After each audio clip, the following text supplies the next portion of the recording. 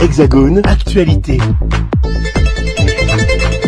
Sucré et du poncholet et toutes sortes de bonnes choses qui vous imposent autoritairement les muqueuses, ou vous les distillent en ravissement, ou vous les tissent de fragrance, et l'on boit, et l'on chante, et les refrains fusent à perte de vue comme des cocotiers. Alléluia, Maria, qui nécessitait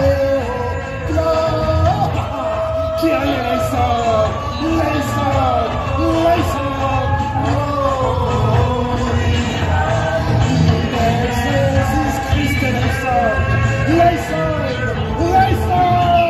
Une autre petite maison qui sent très mauvais dans une rue très étroite.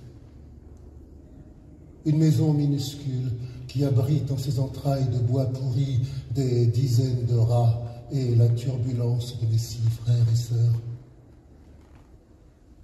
Une petite maison cruelle dont l'intransigeance affole nos fins de moi et mon père. Fantasque. Grignoté d'une seule misère, je n'ai jamais su laquelle. Qu'une imprévisible sorcellerie assoupit en mélancolique tendresse ou exalte en haute flamme de colère. Et ma mère, dont les jambes, pour notre faim inlassable, pédalent, de jour, de nuit. Je suis même réveillé la nuit par ces jambes inlassables qui pédalent la nuit. Et la morsure âpre dans la chair molle de la nuit d'une singère que ma mère pédale. Avec moi, Jacques Martial, qui vient de nous faire un récital ô combien grandiose du cahier de retour au pays natal d'Aimé Césaire.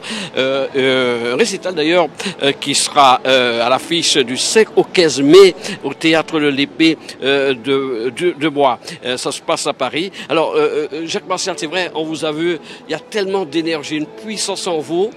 Qu'est-ce qui génère cette puissance pour ce poème d'Aimé Césaire? Vous l'avez dit, c'est ce poème d'Aimé Césaire. C'est Aimé Césaire, c'est la puissance de son écriture. Et voilà, s'emparer de ce texte, s'emparer de cette histoire, c'est soudain se charger, c'est se remplir d'une énergie qui nous dépasse et qui nous emporte et qui nous a emportés aujourd'hui encore. On a vu beaucoup le public de l'émotion avec un regard attentif pour chaque mot, chaque phrase de ce récital. Oui, c'est des mots forts. C'est quelque chose que je retrouve à chaque fois, cette attention absolue du public, de tous les publics. Hein. Et là, à la mairie de Paris, c'était pareil, ils étaient là, j'entendais le silence et je percevais l'attention et la tension. C'était, je crois, une belle représentation et qu'on va reprendre donc à partir de la semaine prochaine au Théâtre de l'Épée de Bois, à la Cartoucherie de Vincennes, du 5 au 15 mai. Donc là, c'est le récital du poème et à Vincennes, ce sera le spectacle. Donc, pas exactement ce que vous avez vu. Là, il y a des décors, il y aura des décors, un costume, un personnage et des lumières. Ce sera du spectacle de théâtre. Quoi symbolisait pour Jacques Martial Aimé Césaire? C'est une pensée pour le siècle à venir. Je crois que quand il écrit, Cahier d'un retour au pays natal, on est en 1939. Le monde s'apprête à verser dans la catastrophe. Je ne sais pas si ça fait écho à l'époque que nous vivons aujourd'hui en 2022. Le monde s'apprête à s'entre-déchirer. Les racismes sont monnaie courante. On vient de terminer la dernière foire exposition coloniale où on exposait des gens, des colonies dans des zoos, dans des parcs. Et ce jeune homme qui a 24 ans, Aimé Césaire, publie ce cri, le premier grand cri nègre. Il a inventé le mot, le concept de négritude avec Senghor, avec Damas, avec Tyrolien. Ils ont conçu ce concept et c'est le cri d'une génération.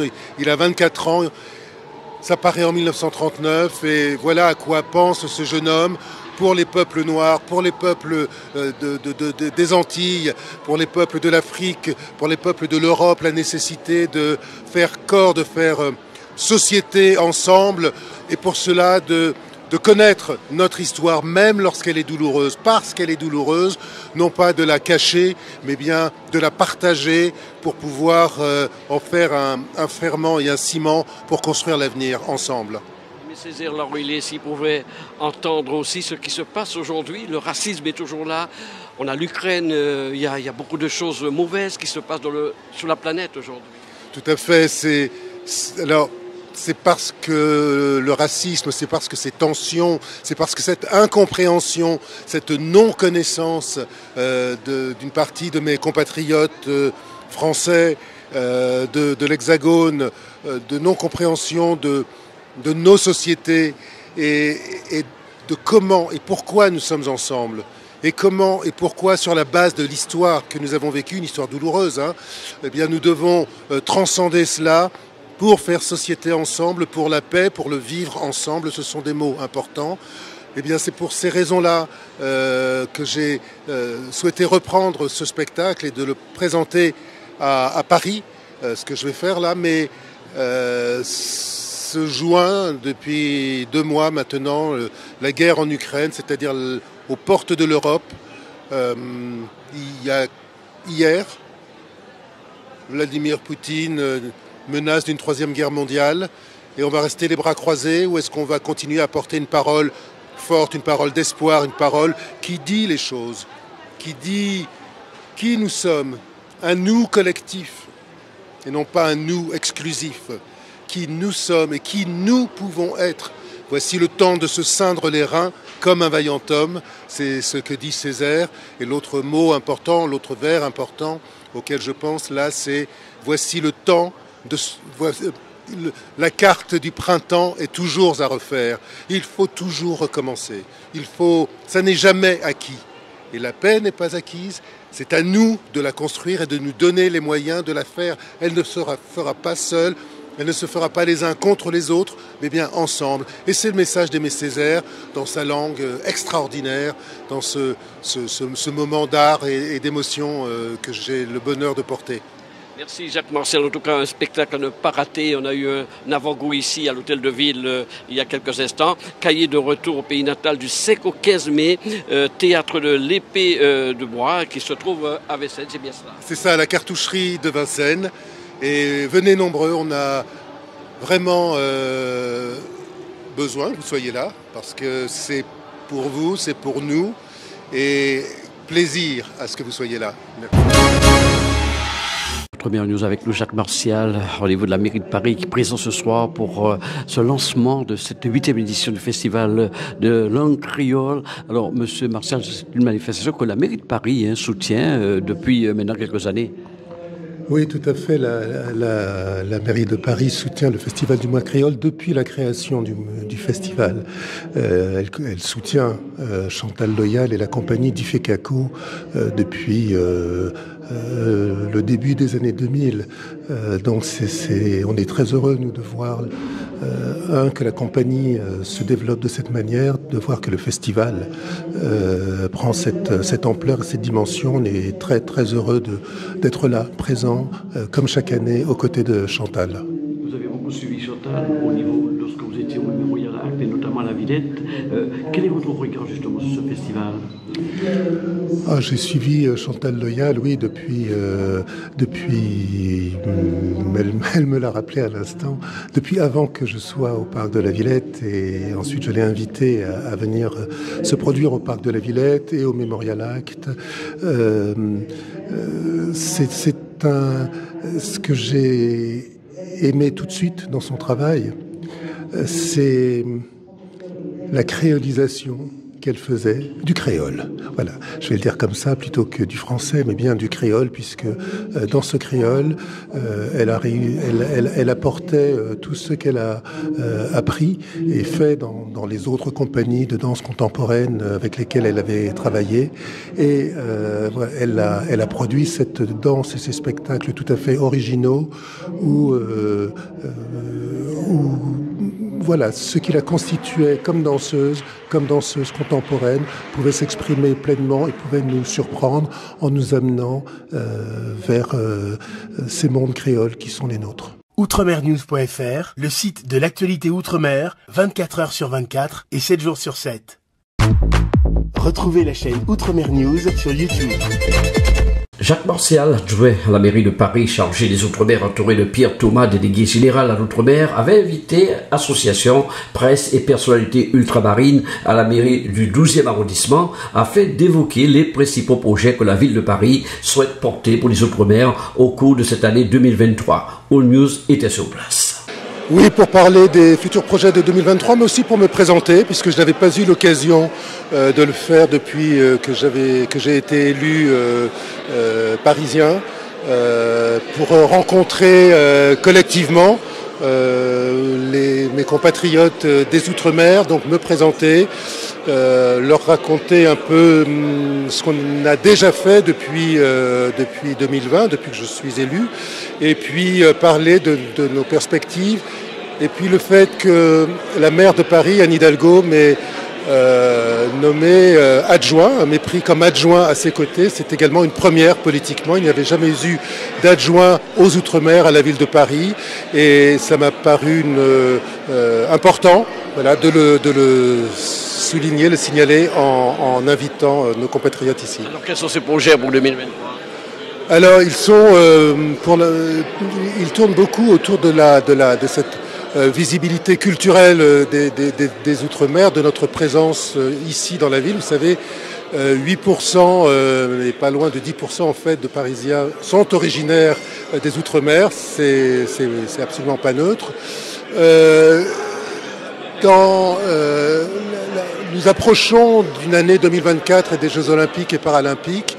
La maire de Paris a souhaité que l'Olympiade culturelle, donc qui est l'organisation de ces manifestations culturelles qui sont dans le cahier des charges des villes accueillant les Jeux Olympiques, que l'Olympiade culturelle se fasse sous la présence tutélaire de Victor Hugo et d'Aimé Césaire, c'est-à-dire réellement de rappeler que les Outre-mer sont un lieu et un maillon essentiel de la France et éventuellement du sport, mais culturellement, puisque c'est l'Olympiade culturelle qu'il s'agit, que nous sommes dans ce pays et dans cette ville, Paris, puisque c'est Paris qui parle de Paris.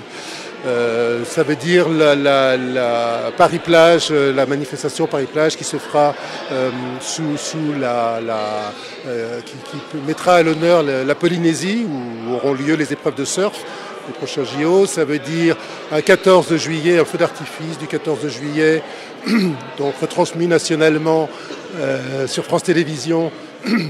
La musique sera aux couleurs des Outre-mer. Je travaille actuellement sur des projets, il est un peu tôt pour en parler, mais je pense que nous aurons l'occasion de le faire également dans le cadre de l'Olympiade culturelle au printemps. Donc ce sont déjà ces événements-là que nous mettrons en œuvre. Et puis il y a toute une réflexion pour moi à porter sur notre relation avec les nouvelles générations, avec les tissus économiques, comment promouvoir tout cela. Jacques Martial, des hommes comme vous, il nous le faut à Paris justement, encore un discours très, très impressionnant. Qu'est-ce qui a été essentiel pour vous dans ce discours? C'est le sport qui vous a le plus marqué, vous, hein? Oui, les Jeux Olympiques et Paralympiques, c'est une fois par siècle. Alors quand on a la chance d'y être, de pouvoir y assister d'une part, mais de contribuer à leur succès, parce que j'ai la chance d'être dans l'équipe d'Anne Hidalgo et de la ville organisatrice. C'est un très très grand privilège, ça arrive une fois dans sa vie, et j'ai vécu et je vis cette aventure, cette expérience avec beaucoup de joie, ça vous transforme et ça, je l'ai en moi. Vous dirigez la DGOM ici à Paris, j'imagine que vous avez plein de dossiers sur le bras tous les jours. Oui. Alors je ne dirige pas la délégation générale à l'Outre-mer, ça c'est l'administration. Moi je suis élu, j'incarne politiquement la question et les sujets liés aux Outre-mer et aux ultramarins. C'est ce que Anne Hidalgo m'a confié, c'est la mission que m'a confiée Anne Hidalgo. C'était une délégation qui n'existait pas. Donc je crée ce travail et j'avoue que c'est passionnant parce que j'ai découvert énormément de choses que j'ignorais. J'étais auparavant président d'un établissement public ou président du Memorial Act, c'est tout à fait autre chose. Vous savez, le politique, c'est être au service de nos concitoyens, c'est les entendre, c'est les comprendre, c'est découvrir ce qui se fait, ce qui existe, qu'on ignorait. Et c'est donc voilà ce que j'ai la chance de vivre et de réaliser depuis 4 ans maintenant. Dernière question, qu'est-ce que vous avez gardé comme souvenir de votre mission en Guadeloupe, de bon ou de mauvais? Vous parlez du Memorial Act, oui. Ah, c'est un lieu exceptionnel. Un lieu exceptionnel, une très très grande puissance, un énorme potentiel, et je discutais avec la nouvelle directrice générale qui vient d'être nommée. On avait rendez-vous hier et je suis très optimiste et très heureux de ce qui semble se préparer, de cette nouvelle énergie, de cet avenir qui commence à s'écrire maintenant. Du discours justement de Jacques Martial. Un discours d'espoir, parce que malgré tout ce qui a pu nous arriver cette année, il y a eu quand même des bonnes choses, puisqu'il a parlé des JO, il a parlé de lieux mémoriels, il a parlé de choses qu'on pourra faire ensemble, il a parlé du bien vivre ensemble, et je trouve vraiment que même si nous avons eu une année effectivement avec des moments difficiles, comme ce qui s'est passé à Mayotte, ce qui s'est passé en Martinique sur la vie chère et autre chose, il faut retenir les choses positives. Et je pense qu'il nous a donné espoir de nous dire qu'il faut qu'on continue à avoir de la solidarité. Et je pense que c'est ce que je retiens le mieux, c'est de nous dire que nous avons encore des choses à faire ensemble, qu'il faut y croire et que nous devons occuper l'espace, que nous devons continuer à nous donner la main et que nous devons croire en nous, ultramarins, parce que lorsque nous voyons tous ces gens, que ce soit dans le sport, que ce soit dans les arts, que ce soit dans toutes les institutions, nous sommes présents et nous devons continuer à être ensemble et nous devons continuer à être là. En 2 mots, qu'est-ce que vous a marqué pendant l'exercice 2024 ? Ce qui m'a marqué, c'est d'abord les JO, parce que nous avons eu des choses positives, nous avons eu des gens, des sportifs qui nous ont fait honneur. Et puis ce qui m'a marqué une deuxième fois, c'est les choses difficiles, c'est-à-dire Mayotte, et puis la vie chère. On a pris conscience et on prend conscience tous les jours qu'il y a beaucoup de choses qui ne sont pas encore réglées. Donc ce sont 2 choses qui sont et positives et négatives, mais c'est à nous de faire le plus et le moins, et à nous de continuer à avancer, et à nous d'y croire. Hexagone, actualité.